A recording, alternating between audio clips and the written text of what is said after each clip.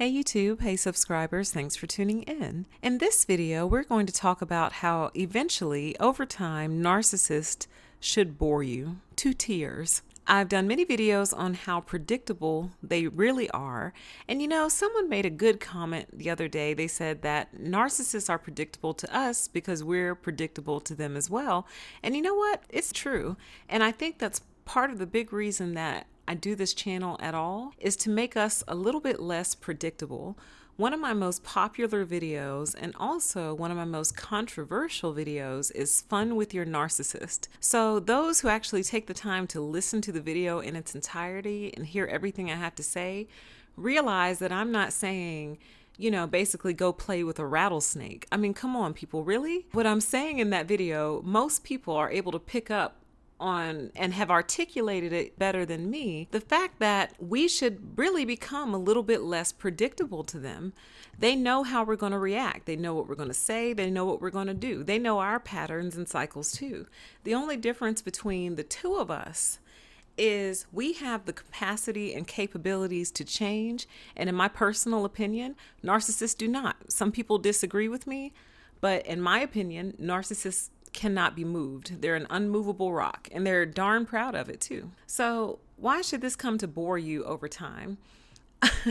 It should come to bore you because it's like it gets old. It just becomes old after a while. So the first couple of times it happens to you, it's definitely a shock to the system because you weren't expecting it, and you certainly weren't expecting it out of this particular person, and you're thrown for a loop because it's so unusual that your mind has to come up with some type of explanation for this dramatically, radically unusual behavior coming from this person. But over time, once you've gone a full cycle with the narcissist, and I think it takes about one or two cycles for you to start to pick up on what's actually happening.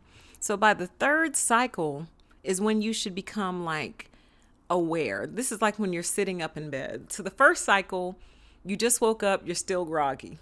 The second cycle, you're coming to terms with what day it is, what time it is, and whether or not you have to go to work. The third cycle, you're sitting up in bed at this point. The fourth cycle, you should be standing up with your house slippers on and a robe, if you wear one. By the fifth cycle, you should be completely out of bed, fully alert and awake.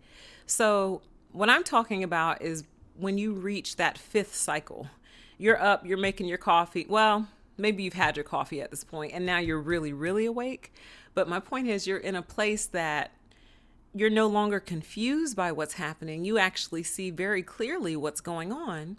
And if it's a relationship or a situation that you can't get out of, which is something else I say in Fun with Your Narcissist, if you can get out of the situation, get out of it. Don't stay just to play with a rattlesnake, really.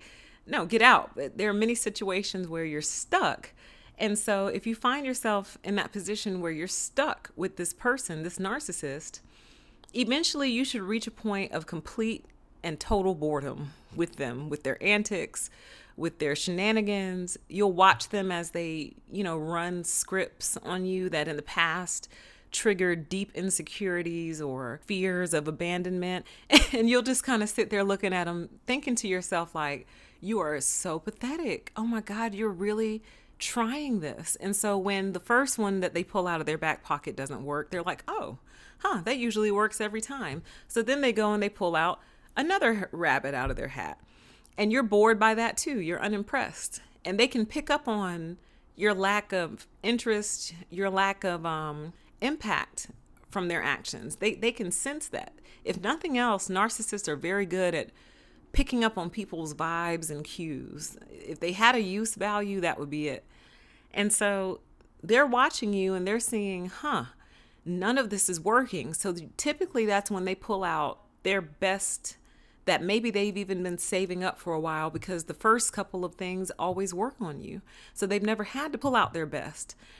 And the whole time that this is happening and you're watching it escalate, you should almost be watching it like you're watching a shooting star. Wow, I'm so intrigued by what's taking place, because you're now finally at a place where you're outside looking in.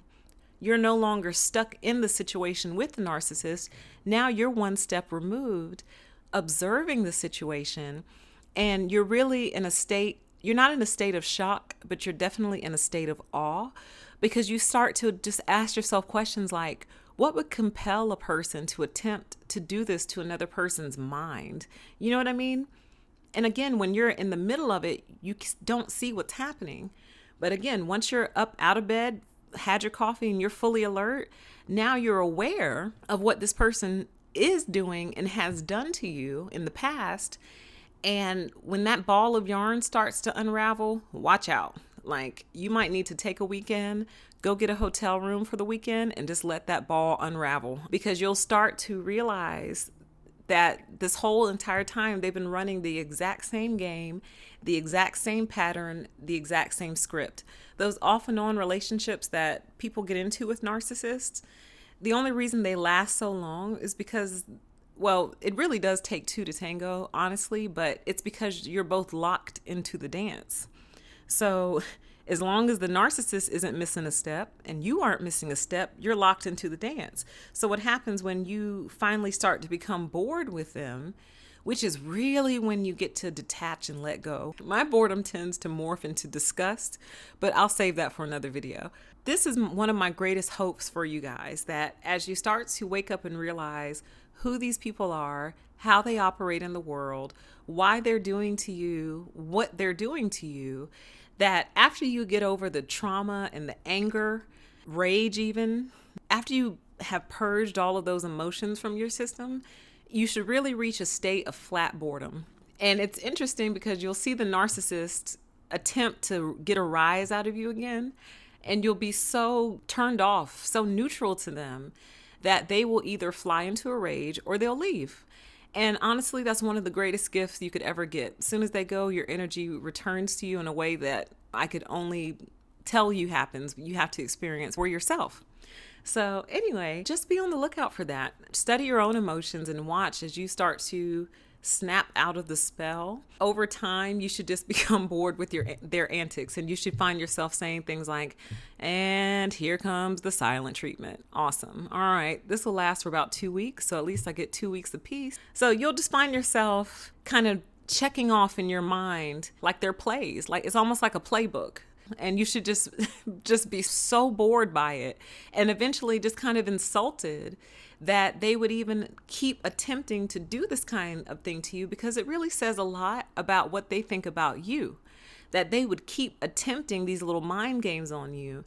And even after you start to wake up, they still try to run it because they still think that little of you. Do you see what I mean? That's why mine morphs into disgust. But again, I won't go down that rabbit hole.